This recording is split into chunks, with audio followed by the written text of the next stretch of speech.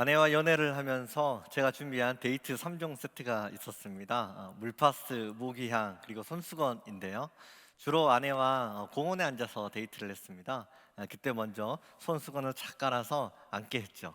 또 공원에 벌레가 있기 때문에 발 밑에 모기향을 피웠습니다.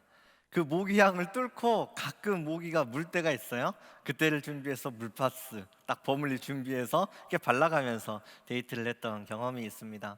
그렇게 아내와 5년을 교제를 하고 나서 제가 프로포즈 하기로 마음을 먹었어요. 그 장소에 이렇게 계단이 있었는데 첫 번째 계단을 올라가게 되면 교제 1주년에 좀 의미 있었던 이야기들 짤막하게 적어놓고 장미꽃을 두었습니다. 또 두 번째 계단으로 올라가게 되면 교제 2주년에 있었던 우리들의 그 사랑 이야기들을 적어두었어요.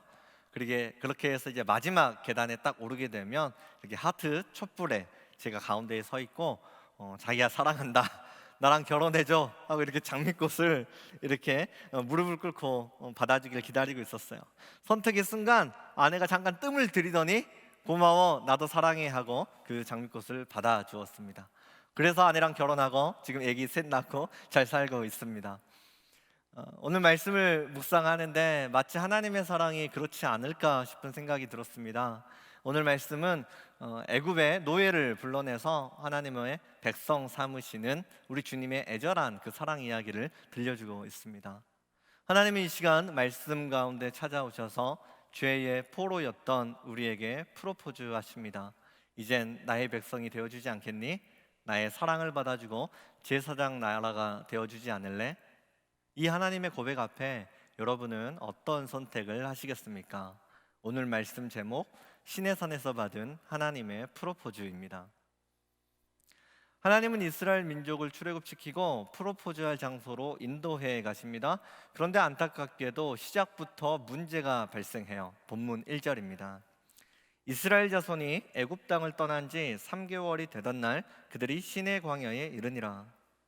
애굽의 라암셋에서 시내 광야까지 직선거리로 320km 정도 됩니다.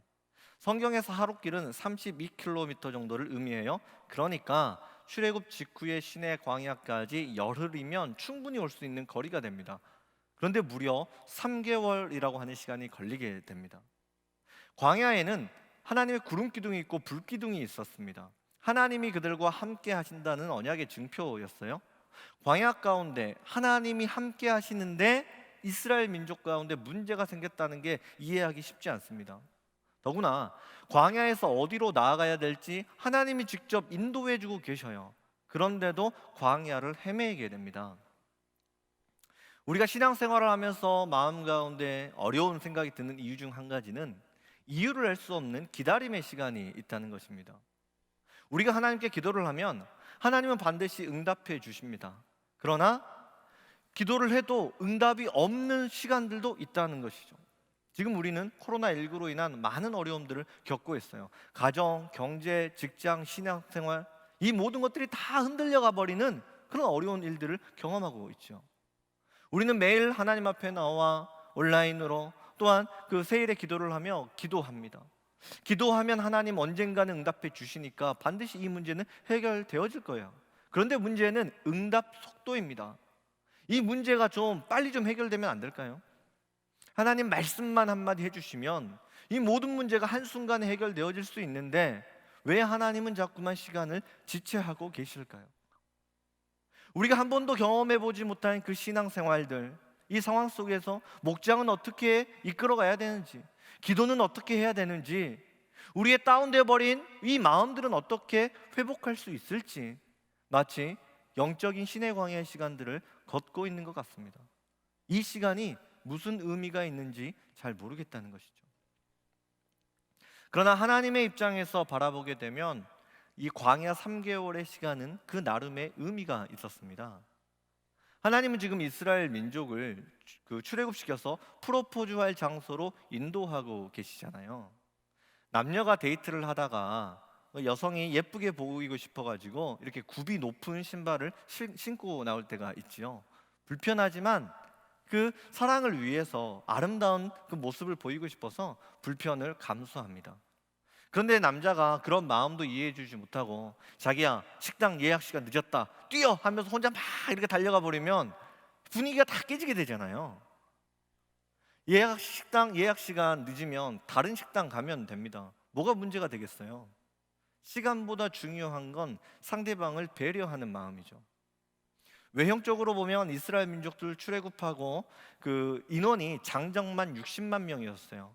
성서학자들은 여성과 아이들까지 포함을 하면 200만 명 이상이 출애굽에 성공했고 또 수많은 가축도 함께 이동을 했기 때문에 더 많은 시간이 필요했다고 이야기를 합니다. 하나님께서 이스라엘 민족의 그 이동 속도에 맞춰서 움직이고 계십니다. 하나님은 정말 우리를 배려하시는 분이십니다. 때로는 시간이 늦은 것 같고 돌아가는 것 같지만 그러나 그 시간 역시 구름 기둥과 불 기둥으로 하나님이 우리를 인도해 가시는 시간입니다. 우리의 체질을 잘 아시는 하나님께서 우리에게 가장 필요한 방법으로 하나님이 그들을 인도해 가십니다. 우리의 시간의 계산으로는 늦은 것 같지만 하나님의 시간 안에서는 가장 정확한 타이밍입니다.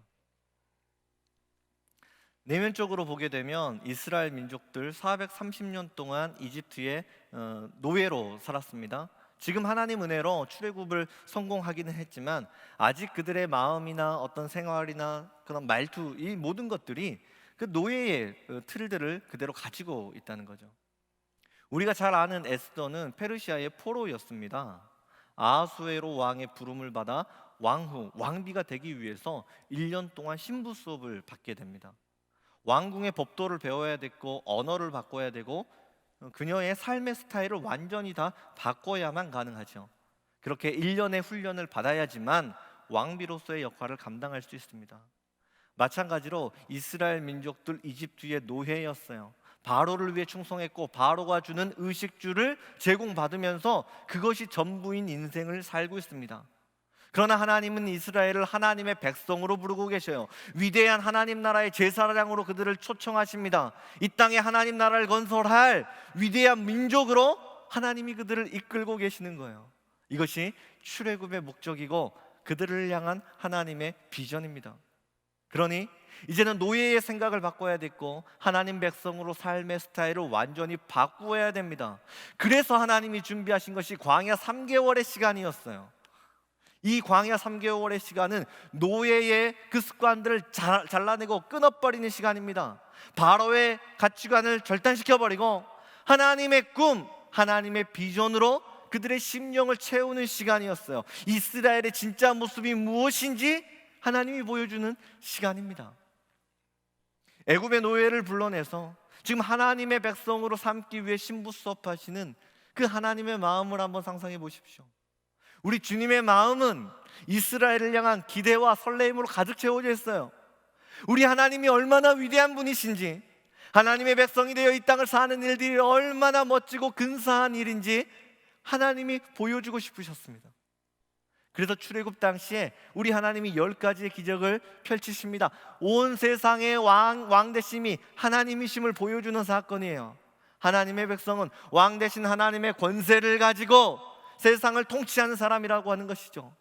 하나님은 막혀있는 홍해바다의 문을 열어주십니다. 하나님의 백성은 믿음으로 하나님 앞에 나갔을 때에 그들 앞에 가로막혀있는 모든 장애물들이 열려지는 기적을 누리는 사람임을 알게 해주셨어요. 하나님 마라의 쓴물을 단물로 변화시켜 주시며 제사장 나라는 갈등과 상처로 얼룩진 가정을 회복시키고 교회를 회복시키고 이 땅 이 민족을 치유하는 공동체이심을 우리 하나님 보여주셨습니다. 무리밥 안석에서 물을 내주심으로 하나님의 백성들은 인생의 목마름을 안고 있는 그 사람들에게 성령의 생수를 주어서 회복시켜야 되는 그 미션이 있음을 알게 해주셨습니다. 아말렉과의 전쟁 가운데 모세가 이스라엘 민족을 향해 손을 들어 기도했을 때 제사장 나라는 위기에 빠진 국가를 위해 기도해야 되는 책임이 있고 그들을 위해 그 나라를 위해 기도할 때 하나님이 승리를 허락해 주신다, 이 사실을 알게 해주셨습니다. 하나님이 왕이시다, 하나님이 함께하는 곳에 기적이 펼쳐진다, 이 사실을 당당히 세상 가운데 선포하며 위대한 하나님의 제사장이 되어 이 땅을 치유하며 살아가는 사람, 하나님의 기적을 이 땅 가운데 만들어내며 살아가는 사람, 이것이 바로 당신의 진짜 모습입니다. 하나님은 당신을 거룩한 백성, 제사장 나라로 하나님이 이 시간 부르고 계십니다.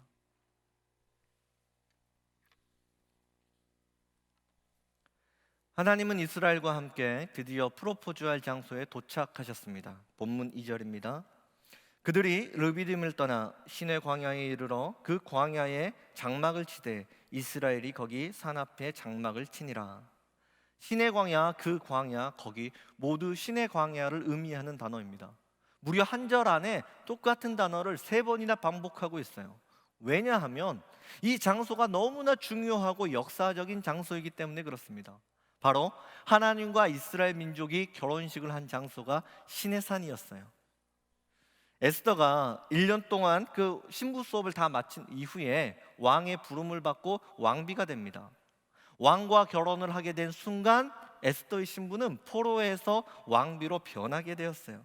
마찬가지로 430년 동안 애굽의 노예로 살았던 민족이 시내산에서 하나님과 결혼식을 맺자 그들의 존재는 하나님의 백성이 됩니다. 바로를 위해 충성했던 민족이 제사장 나라가 됐어요. 이스라엘의 존재가 완전히 뒤집어지고 새로움을 경험하게 된 장소가 바로 시내산이었습니다. 절망이 역정되어 하나님의 백성으로 다시 태어나게 된 땅, 상처가 회복되어 새로운 꿈을 꾸게 된 자리, 하나님의 꿈과 하나님의 비전이 그들의 심령 가운데, 가슴 가운데 자리매김하게 된 시간, 그곳이 바로 시내산입니다. 하나님은 우리를 이 시간 영적인 시내산으로 초대하고 계셔요. 그 시내산에는 치유가 있습니다. 회복이 있습니다. 하나님의 소망이 있습니다. 주님의 꿈이 있습니다. 하나님이 우리를 초대하시는 영적인 시내산은 다른 곳에 있는 것이 아니에요. 내가 살아가고 있는 삶의 자리입니다. 가정이고 직장이고 자녀들의 삶이고 우리가 기도하고 있는 그 기도의 자리, 그곳이 바로 하나님이 초청하시는 영적인 시내산이 되는 거예요. 지금 우리를 둘러싼 그 문제가 아무리 심각해 보인다 하더라도 하나님은 우리의 삶의 자리를 영적인 시내산으로 바꾸어 주십니다. 상처가 있고 아픔이 있는 그 자리가 있다 하더라도 이것들이 완전히 뒤집어지고 새로워지는 역전의 은혜가 펼쳐집니다. 모든 불가능을 가능으로 바꿔주시는 하나님의 놀라운 은혜가 펼쳐지게 됩니다. 지금 당장 우리 가정의 상황들, 직장의 상황들, 지금 이 나라를 둘러싸고 있는 이 코로나의 상황, 이 수많은 문제들을 보게 되면 어떻게 이런 일들이 한꺼번에 뒤집어질 수 있고 역전되어질 수 있는지 의심이 됩니다. 그러나 성경은 이 하나님이 이 역전의 그 승리를 본문 3절을 통해 약속하고 계셔요. 모세가 하나님 앞에 올라가니, 성경은 모세가 하나님 앞에 올라갔다고 기록을 하고 있습니다. 원문을 보면 정관사를 사용을 해서 그 하나님이라고 기록하고 있어요. 사실 모세가 올라간 건 하나님이 아니었어요. 시내산입니다. 모세는 지금 시내산을 올라가고 있어요. 그런데 성경은 시내산이 아니라 하나님 앞에 올라갔다고 기록하고 있습니다. 모세에게 있어서 하나님과 시내산은 어떤 의미가 있는 곳일까요? 출애굽기 3장을 보게 되면 모세가 시내산 떨기나무에서 하나님을 만나는 장면이 나와요. 사실 모세의 마음에는 2가지의 상처가 있었습니다. 첫 번째는 이집트의 왕자로 자라났지만, 그리고 그들을 진짜 부모로 믿고 자라났지만 결국에는 자신을 죽이려고 했던 바로 왕에 대한 상처가 있었습니다. 2번째 상처는 이스라엘 민족을 구원해주고 도와주려고 했거든요. 그런데 오히려 애굽의 종을 때려 죽였던 그 모습을 보고 자신을 배반하고 고발해버린 이스라엘 민족에 대한 상처를 안고 있었어요. 모세는 그 상처에 갇혀서 자신의 인생이 망가졌다고 생각합니다. 그 상처 안에 갇혀서 모든 꿈들을 다 포기해버려요. 그리고 도망자가 되어서 40년 동안 숨어 살고 있습니다. 하나님이 그렇게 도망자의 인생으로 숨어 살고 있는 모세에게 다가가시는 거예요. 그리고 40년 전 모세의 마음 깊숙이 숨겨져 있었던 그 상처를 꺼내줍니다. 모세야, 이제 그만 이집트로 돌아가서 내 민족 이스라엘을 인도해내라. 이때 모세가 대답합니다. 하나님, 제가 누구이기에 바로에게로 가고 누구이기에 이스라엘을 인도해낼 수 있단 말입니까? 무슨 말이냐면, 하나님, 제 인생이 누구 때문에 망가지게 됐는데요? 하나님이 정말로 제 마음을 이해하시고 제 마음의 상처를 조금이라도 하나님이 보셨다면 어떻게 저를 배반하고 저를 죽이려고 했던 이스라엘 민족에게 저를 보낼 수 있습니까? 하나님 어떻게 저를 다시 이집트로 돌아가라는 그런 말씀을 제게 할 수 있습니까? 모세가 너무너무 싫었던 거예요. 지을 수 없었던 40년 전의 상처. 그래서 모세가 5번이나 거부하죠. 그러나 하나님이 끝까지 포기하지 않으십니다. 모세도 물러서지 않죠. 그러자 하나님이 나중에 어떻게 하시냐면 하나님이 화를 내십니다. 모세야, 내가 너와 함께 하겠다. 그러니 그만 이야기하고 이제는 이집트로 돌아가. 왜 하나님께서 모세가 그토록 외면하고 싶어 했었던 그 애굽의 자리로 다시 돌려보낼까요? 하나님이 모세의 진짜 모습을 아셨기 때문이에요. 모세는 그렇게 도망자의 인생으로 살 그럴 사람이 아니에요. 우리 하나님은 모세를 민족의 지도자로 세우셨습니다.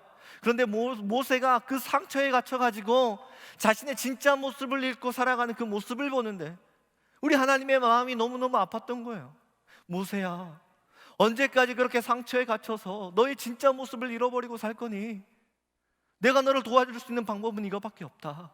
나랑 같이 그 상처의 자리로 돌아가자. 내가 너와 함께 할게. 이제는 너 혼자 가는 것이 아니라 하나님이 너와 함께 하신단다. 이 하나님의 손 붙들고 다시 네가 넘어졌던 그 자리로 돌아가자. 모세는 너무너무 싫었지만 결국 하나님의 손을 붙들고 이집트 땅으로 돌아갑니다. 그런데 상황은 아무것도 변하지 않았어요. 오히려 문제가 더 심각해집니다. 애굽 왕실의 저항을 감당할 수 없었고 이스라엘의 원망은 더욱더 깊어져만 갔어요. 그러나 모세는 자신의 손을 붙들고 있는 그 하나님의 손을 붙잡고 그 현실을 직면하기 시작합니다.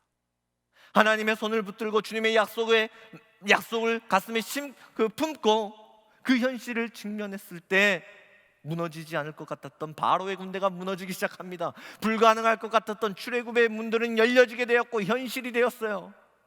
그렇게 모세가 이스라엘 민족을 출애굽시키고 그들과 함께 시내 광야에 도착해서 시내산을 오르고 있습니다. 모세가 올라갔던 첫 번째 시내산은 살인자요 도망자의 신분을 감당했던 땅이었어요. 그러나 이제는 하나님과 함께 다시 오르게 되는 두 번째 시내산은 이스라엘 민족의 지도자가 되어서 하나님께 인정받고 하나님의 영광을 누리는 자리가 되었습니다. 한계를 외면했던 시내산, 상처를 외면하고자 했던 시내산, 도저히 하나님 할 수 없어요 주님을 원망했던 그 시내산에서 모세는 하나님이 이루어 주신 놀라운 영광을 누리고 있는 거예요. 우리의 삶에도 외면하고 싶은 첫 번째 시내산이 있습니다. 생각하기 싫은 어떤 사건이나 마음 가운데 용서가 되지 않는 사람이 있을 수도 있어요. 어떤 사람에게는 가정이 내가 감당하기 힘든 아픔의 자리일 수 있어요. 또 누군가에겐 직장의 자리가, 사업장의 자리가 나의 한계를 경험하는 시간이 될 수도 있습니다. 또 어떤 사람에겐 너무너무 안타깝지만 교회가 상처의 자리가 되었을 수 있어요. 봉사의 자리, 섬김의 자리, 기도의 자리, 예배의 자리가 외면하고 싶은 시간일 수 있고 또 누군가에겐 용서할 수 없는 그 사람이 믿음의 동역자가 될 수도 있습니다. 하지만 하나님과 함께 한다면 우리의 상처와 한계를 경험했던 첫 번째 시내산은 하나님의 약속과 치유와 주님의 꿈을, 비전을 다시 받게 되는 영광의 시내산으로 변하게 됩니다. 지금 말씀을 듣고 있지만 어떻게 지난날에 무거워졌고 해결되지 않았던 내 인생의 수고롭고 무거운 짐들이 어떻게 한순간에 그렇게 바뀌어질 수 있고 치유될 수 있고 회복되어질 수 있는지 의심이 들 수 있어요. 그러나 여러분, 모세를 바라보십시오. 모세는 할 수 없었지만 하나님이 함께 하시니 모든 불가능은 가능으로 바꾸어졌습니다. 내가 할 수 있느냐 내가 할 수 없느냐 이것보다 하나님의 손을 붙들고 주님의 약속을 붙들고 나아가면 그때부터는 하나님의 말씀이 당신의 인생을 치유합니다. 그때부터는 하나님의 말씀이 당신의 인생을 결정하는 거예요. 하나님은 반드시 약속을 지키시는 분이십니다. 하나님이 이 시간 그동안 우리가 외면하고 있었던 첫 번째 신의 산의 자리로 여러분을 초청하고 계셔요. 변하지 않을 것만 같은 우리의 가정, 외면하고 싶었던 기도의 시간, 예배의 자리, 그리고 더 이상 섬김을 포기하고 싶었던 그 목장의 자리로 하나님이 이 시간 우리를 초청하고 계십니다. 더 이상 외면하고 도망치면 안 된다. 너는 그렇게 살 존재가 아니야. 너는 하나님의 백성이야. 너는 제사장 나라야. 내가 반드시 이 일을 이루리라. 내가 도와줄게. 내가 너의 손을 붙들어 줄게. 그러니 나와 함께 내 손 붙들고 하나님 말씀 붙잡고 다시 우리의 삶의 자리로 돌아가자.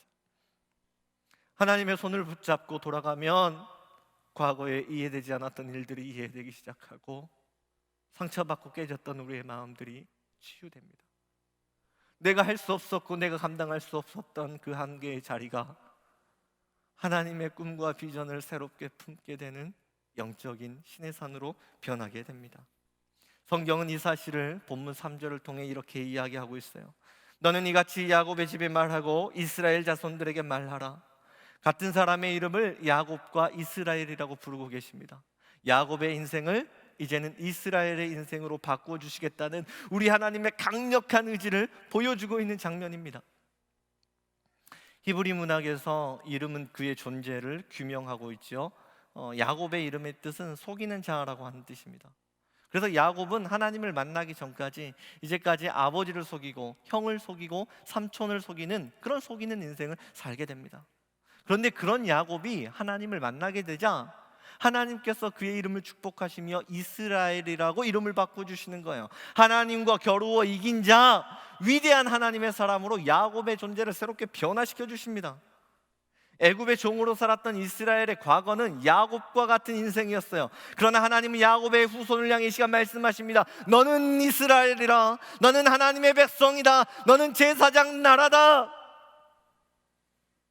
우리의 지난 시간은 야곱과 같은 인생이었어요. 가정의 문제, 육신의 질병, 경제적인 문제, 신앙의 문제, 직장, 학력, 스펙 등 수많은 문제에 갇혀서 우리의 인생이 이스라엘이 될 수 없는 그 각자의 이유들을 다 가지고 있어요.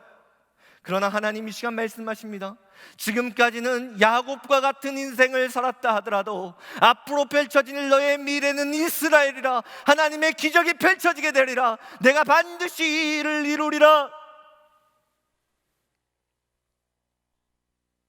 지금은 비록 나의 모습이 야곱처럼 초라해 보인다 하더라도 하나님이 너는 이스라엘이라 말씀하시면 우리는 하나님의 백성이 되고 거룩한 제사장 나라가 됩니다. 이것이 우리의 정체성입니다. 이것은 우리 하나님이 창세전부터 준비하신 계획입니다. 그리고 그 계획을 이루기 위해서 하나님이 지난 우리의 모든 시간을 간섭하시고 지키시고 보호해 오셨습니다. 이 사실을 본문 4절을 통해 말씀하십니다. 내가 애굽 사람에게 어떻게 행하였음과 내가 어떻게 독수리 날개로 너희를 업어 내게로 인도하였음을 너희가 보았느니라. 성경 문학에서 독수리 날개는 모든 상황을 초월하고 압도하는 하나님의 권능을 의미합니다. 우리 하나님께서 그 권능의 날개로 이스라엘을 업어서 출애굽시키고 이곳 신의 광야까지 인도해 오셨다는 말씀이에요. 그런데 이스라엘 백성의 입장에서도 그렇게 하나님이 인도해 오셨던 그 날개의 그늘이 그렇게 포근하고 따뜻하고 안전하게만 느껴졌을까요? 출애굽 직후에 언제나 광야였습니다. 광야에는 음식도 없고 마실 물도 없어요. 또 편한 잠자리도 없고 씻을 물도 없습니다. 그런데 이것이 하나님의 보호하심이었다고요? 하나님의 따뜻한, 하나님의 포근한 날개 밑이었다고요? 더구나 3개월 전에도 광야였고 하나님이 인도해 오신 신의 광야, 신의 산 역시 광야예요. 결국 이스라엘 민족에게 있어 변한 것은 아무것도 없습니다. 여전히 광야를 떠돌고 있는 자신의 인생, 자신의 처지를 생각하면 독수리 날개로 업어서 이곳까지 인도해 오셨다는 하나님의 말씀을 믿을 수 없어요. 여러분, 우리의 삶이 그렇지 않습니까? 하나님은 도와주셨대요, 지켜주셨대요, 인도해 주셨대요, 은혜를 주셨대요. 그런데 우리의 심령 가운데는 자꾸만 과거의 상처 속에 홀로 외롭게 고통받았던 그 이미지들이 자꾸 떠오르는 것이죠. 하나님, 제가 직장 생활 가운데 어려움을 당했을 때 하나님이 정말로 도와주셨다고요?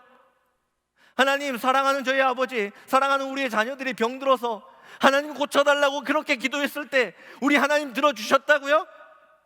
하나님, 경제적인 문제들이 막혀버려가지고 당장 내일 어떻게 해야 될지 너무너무 막막해서 나 혼자 전전긍긍하고 있을 때 하나님이 도와주셨다고요?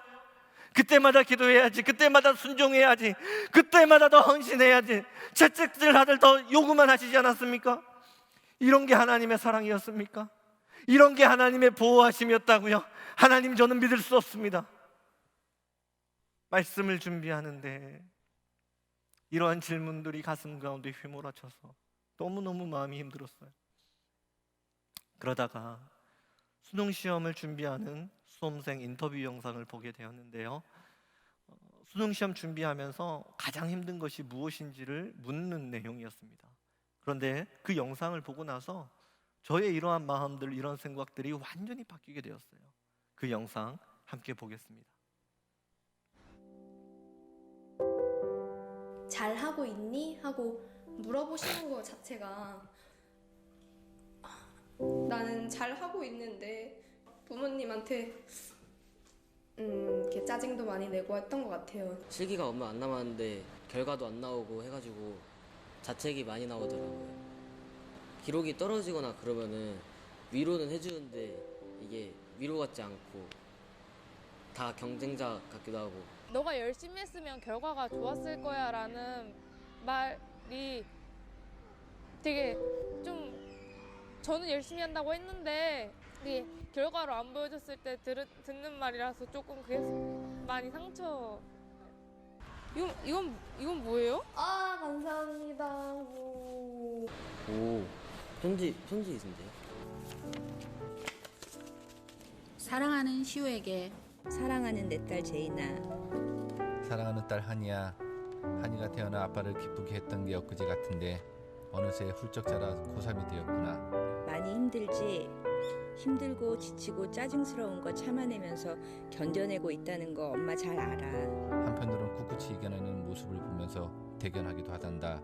가끔은 힘들다 투정 부릴 때 아빠 엄마가 따뜻하게 받아주지 못해 정말 미안하구나. 끝까지 최선을 다하면 좋은 결과가 있을 거야. 노력한 결과는 배신하지 않겠지만 실패해도 또 다른 길은 얼마든지 있단다. 항상 아빠는 한이를 응원하고 한이를 사랑하고 그렇다는 거 잊지 말고. 한이야, 사랑해. 시우야, 사랑한다. 지금처럼만 화이팅 하자. 사랑해 제인아.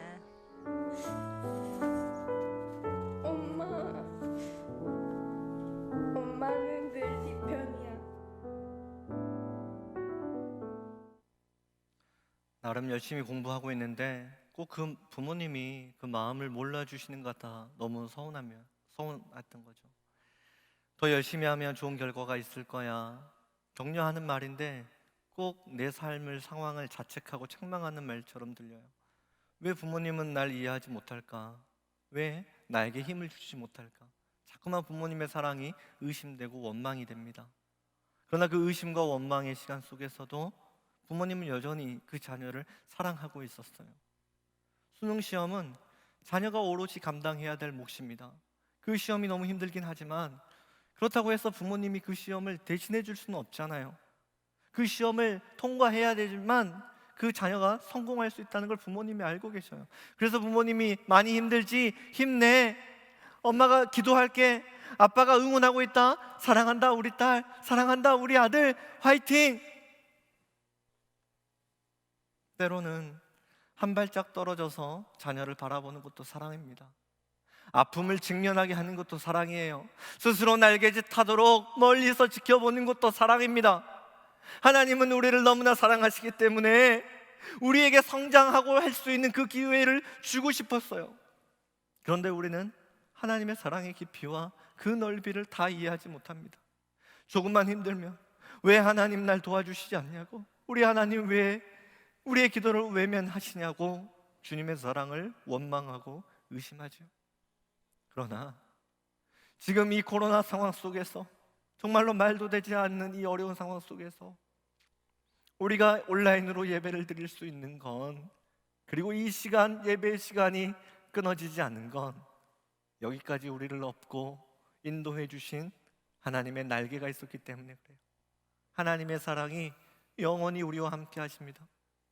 하나님은 이 사실을 본문 5절을 통해 한 번 더 우리에게 약속해 주십니다. 세계가 다 내게 속하였나니 너희가 내 말을 잘 듣고 내 언약을 지키면 너희는 모든 민족 중에서 내 소유가 되겠고, 너희가 내 말을 잘 듣고 내 언약을 지키면, 이 표현을 보면 1차적으로 조건적인 계약을 의미합니다. 그런데 문제는 우리는 하나님의 말씀을 지키려고 애를 써요. 하나님의 약속을 포기하지 않고 주님의 말씀을 붙잡으려고 노력을 합니다. 그런데 말씀대로 가정을 세우고 싶은데 그게 마음대로 되지 않는다는 거예요. 하나님의 약속 붙들고 우리의 직장, 신앙생활, 사업장, 정말로 하나님이 기뻐하시는 모습대로 한번 이루어보고 싶은데 그게 마음대로 되지 않는다는 거예요. 그럼에도 우리에게 소망이 있는 것은 하나님께서 그러한 당신의 마음을 이해하시기 때문이에요. 말씀대로 살고 싶지만 그것이 마음대로 되지 않아서 아파하는 마음을 주님이 이해하십니다. 용서하고 싶지만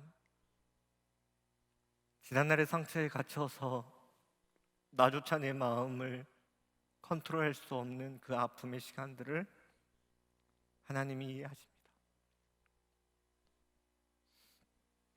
나에게는 믿음도 없고 나에게는 확신도 없고 우리 하나님께 드릴 게 아무것도 없지만, 그러나 하나님은 나를 거룩한 백성, 제사장 나라로 삼으시겠다는 약속을 포기하지 않으십니다.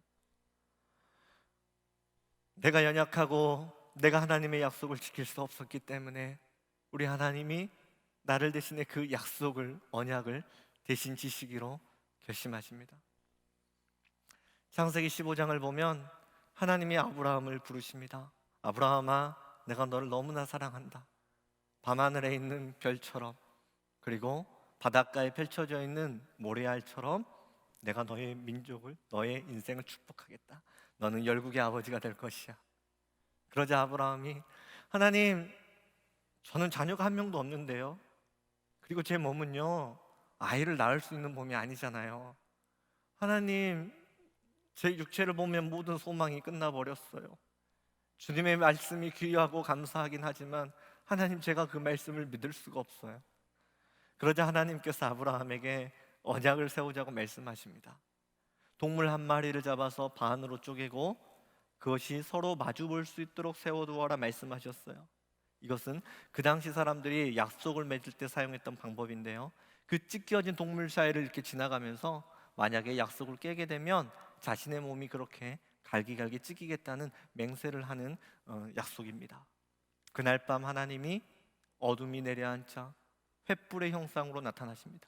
그리고 찢겨진 동물 사이를 주님이 지나가십니다. 그런데 참 놀라운 것은 이제는 아브라함이 지나가야 되는 시간인데 아브라함은 지나가지 않았어요. 아브라함 지나가지 않고 하나님만 지나가시고 나서 하나님이 곧바로 계약을 체결해 버립니다. 완성시켜 버리는 거예요. 아브라함은 아무것도 하지 않았거든요. 모든 언약에 대한 책임을 일방적으로 하나님이 감당하시겠다, 그렇게 약속을 하셨던 사건이에요. 하나님은 아브라함에게 축복을 약속해 주셨습니다. 그리고 아브라함이 언약을 지킬 수 없었기 때문에 아브라함이 대신 짊어져야 되는 그 저주를 하나님이 친히 받으시겠다고 약속하신 시간들이었어요. 아브라함은 하나님과 언약을 맺으며 하나님의 마음의 소리를 들을 수 있었습니다. 아브라함아, 사랑하는 나의 아들 아브라함아, 내가 반드시 너를 축복하리라. 나의 불멸의 영광이 죽음의 수치가 된다 하더라도, 내 영광이 어둠에 가리게 되고 내 몸이 갈기갈기 찢긴다 하더라도 내가 반드시 너를 축복하리라. 그렇게 하나님이신 예수님께서 2000년 전 이 땅에 내려오셔서 갈보리 언덕을 오르십니다. 내가 언약을 지키지 못했던 그 모든 책임을 우리 예수님 홀로 지시고 주님의 몸이 갈기갈기 찢기기 시작합니다. 우리 예수님 머리에 가신 면류관이 씌워져 모든 피를 쏟아내시고 우리 예수님 몸에 창이 찔려 피를 쏟아내시고 주님의 손과 발에 못이 박혀 주님의 모든 물과 모든 피를 다 쏟아내십니다. 너무너무 끔찍하고 견디기 힘든 아픔이었지만 예수님이 그 십자가를 외면하시지 않은 건 하나님의 축복을 우리에게 주시기 위함이었어요. 십자가는 견딜 수 없고 감당할 수 없는 고통이었지만 예수님 하나님의 약속으로 새로워질 수 있는 우리의 모습을 바라보시며 그 십자가를 감당하셨습니다. 예수님이 십자가 위에서 바라본 당신의 진짜 모습을 본문 5절과 6절은 이렇게 기록합니다. 너희는 모든 민족 중에서 내 소유가 되겠고 너희가 내게 대하여 제사장 나라가 되며 거룩한 백성이 되리라. 예수님이 십자가 위에서 하나님의 소유된 우리의 모습을 바라보셨어요. 내 소유라고 하는 말은 하나님의 그 특별한 보물이라고 하는 뜻입니다. 당신은 천국의 보물입니다. 예수님이 십자가 위에서 제사장 나라로 든든히 서게 될 우리의 모습을 바라보셨어요. 당신은 세상의 중심에 서서 상처로 치유하고 기도로 세상을 축복하는 제사장 나라예요. 예수님이 십자가 위에서 거룩한 백성이 되어서 천국에서 하나님과 함께 거닐고 있는 우리의 모습을 바라보셨습니다. 하나님에게는 없어서는 안 되는 사람, 하나님과 결코 떨어져서는 한순간도 살 수 없는 사람, 하나님의 모든 것인 당신이 바로 거룩한 백성이에요. 예수님은 이러한 나의 진짜 모습을 바라보시며 십자가에서 숨이 끊어지시는 순간 기뻐하셨습니다. 너희가 내 말을 잘 듣고 내 언약을 지키면 내 소유가 된다는 말씀은 조건이 아니에요. 이것은 하나님의 사랑과 예수님 십자가의 사랑의 깊이를 보여주는 말씀이에요. 하나님이 당신을 축복하기 위하여 하나님이 친히 언약을 세우셨습니다. 내가 그 언약을 지키지 못하기 때문에 예수님이 십자가를 지셔서 그 약속을 지켜주셨어요. 그리고 성령님이 예배드리는 당신의 그 시간 가운데, 심령 가운데 이 시간 함께 하심으로 하나님의 백성 거룩한 제사장 나라로 살아갈 수 있도록 하나님이 당신의 가정을 붙들고 계십니다. 말씀을 준비하는데 지난날 하나님의 사랑을 깨닫지 못하고 살아왔던 저의 모습이 너무너무 부끄러웠어요. 도저히 십자가 사랑을 감당할 자신이 없어서 하나님께 마음으로 이렇게 고백했습니다. 하나님, 저는 하나님의 사랑을 받을 만한 그런 가치가 있는 사람이 아니에요. 하나님, 저는 주님의 십자가 사랑을 받을 만한 그런 의미 있는 존재가 아니에요. 주님, 저는 소명받고 목사가 되었지만 하나님, 여전히 저는 제가 당하는 고통이 제일 아픈 것 같아요. 내 안에 다듬어지지 않은 성품이 너무나도 많아서 그것을 가지고 다른 사람을 바라볼 때 이해할 수 없고 그들을 품을 수 없고 그들을 축복해 줄 수 있는 마음의 폭이 너무너무 좁아요. 하나님, 저는 안 될 것 같아요. 주님, 저는 못할 것 같아요. 하나님 백성 제사장 민족의 사명을 하나님, 저는 감당하지 못할 것만 같아요. 그렇게 제 마음이 무너져 버렸을 때 꼭 주님이 이렇게 말씀하시는 것 같았어요. 연일, 내 사랑하는 아들, 내가 아브라함과 같은 믿음의 사람들만을 위해서 십자가를 졌다고 이야기를 한 적이 있니? 충성하고 헌신하고 온전히 하나님 앞에 서 있는 그 사람들만을 위해서 내가 십자가를 졌다고 이야기를 한 적이 있니? 세상에 그러한 믿음의 사람 한 명 없고 이 땅에 너 한 명만 있다 하더라도 나는 너를 위해 기쁨으로 마땅히 기꺼이 십자가를 졌을 거란다. 십자가는 나를 결코 포기하지 않으시겠다는 하나님의 사랑의 약속입니다. 때론 우리의 신앙의 한계를 경험하는 시간들이 있어요.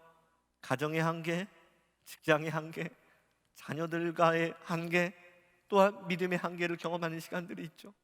도저히 그 한계를 뛰어넘지 못할 것만 같고 도저히 해결할 수 없을 것만 같은 인생의 장벽들이 우리 앞을 가로막고 있는 것처럼 보이는 시간들이 있어요.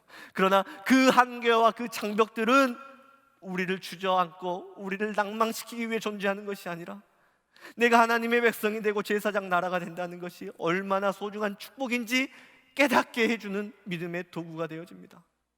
다시 하나님과 함께 가정으로 돌아가세요. 하나님과 함께 직장으로 돌아가세요. 하나님과 함께 예배의 자리로 돌아가십시오. 하나님과 함께 말씀의 자리, 기도의 자리, 신앙의 자리로 나아가십시오. 하나님과 함께 돌아간 그 자리에는 모든 한계와 모든 문제의 벽이 무너지고 하나님의 약속이 성취되는 영광의 신의 산이 됩니다. 그 아름다운 승리를 하나님이 우리에게 주시기 위해 이 시간 당신을 향해 프로포즈 하십니다. 이젠 나의 백성이 되어주지 않겠니? 하나님의 사랑을 받아주고 제사장 나라가 되어주지 않을래? 기도하겠습니다. 하나님, 아무런 자격도 없고 아무런 약속도 지키지 못하고 주님께 드릴 것 아무것도 없지만 이 시간 말씀으로 찾아와 주시고 너는 백성, 너는 하나님 백성이다, 제사장 나라다 말씀해 주셔서 감사합니다. 내가 받아야 되는 모든 저주 예수님 일방적으로 담당하시고 고통당하시고 죽기까지 나를 사랑해 주신 주님의 십자가 사랑 가슴에 안고 담대히 세상으로 나가겠습니다. 하나님과 함께 가정으로 다시 돌아가겠습니다. 말씀 붙잡고 직장으로 나가겠습니다. 믿음 붙들고 주님의 몸된 교회 하나님 포기하지 않고 나가겠습니다. 하나님 다시 일어서겠습니다. 다시 희망을 붙잡겠습니다. 다시 말씀 붙들고 일어나겠습니다. 당당히 하나님 백성 제사장 나라로 살아가겠습니다. 우리의 삶이 하나님의 약속이 성취되는 영광의 신의 산 되게 하여 주옵소서. 이 모든 말씀 예수님 이름으로 기도드립니다. 아멘.